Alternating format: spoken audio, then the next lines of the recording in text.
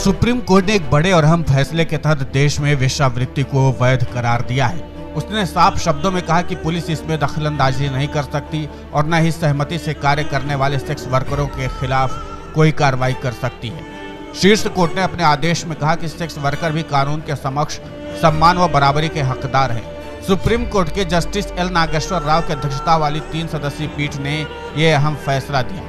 पीठ ने सेक्स वर्करों के अधिकारों की रक्षा के लिए 6 सूत्री दिशा निर्देश भी जारी किए हैं। कोर्ट ने इन सिफारिशों पर अगली सुनवाई की तारीख 27 जुलाई तय की है। केंद्र को इन पर जवाब देने को कहा है। सुप्रीम कोर्ट ने साफ शब्दों में कहा कि स्वैच्छिक वेश्यावृत्ति अवैध नहीं है, केवल वेश्यालय चलाना गैर कानूनी है। सुप्रीम कोर्ट ने यह भी कहा कि शिकायत दर्ज कराने वाले सेक्स वर्करों के साथ पुलिस भेदभाव न करे। यदि उसके खिलाफ किया गया अपराध यौन प्रकृति का हो तो तत्काल चिकित्सा और कानूनी मदद समेत हर सुविधा प्रदान की जानी चाहिए। कोर्ट ने कहा कि सेक्स वर्करों के प्रति पुलिस का रवैया अक्सर क्रूर और हिंसक होता है।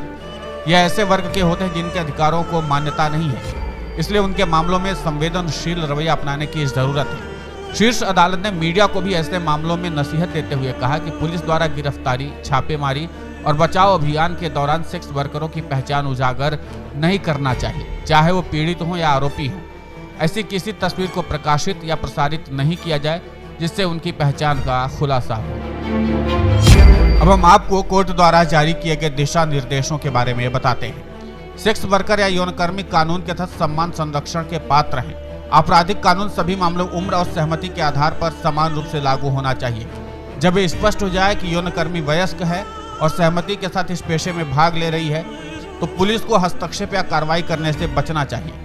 देश के प्रत्येक व्यक्ति को संविधान के अनुच्छेद 21 के तहत सम्मानजनक जीवन जीने का अधिकार है। सेक्स वर्करों को गिरफ्तार नहीं किया जाना चाहिए और ना ही दंडित किया जाना चाहिए। वेश्यालयों पर छापा मारते वक्त उनका उत्पीड़न नहीं होना चाहिए।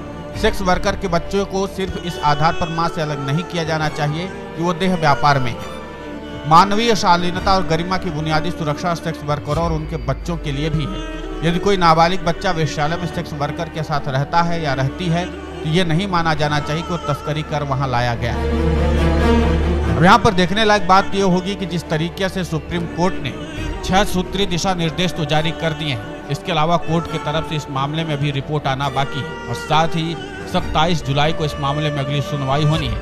अब यहाँ पर देखना दिलचस्प होगा कि इस मामले पर केंद्र क्या रिपोर्ट देता है, साथ ही 27 जुलाई को इस फैसले पर क्या कुछ नया अपडेट आता है।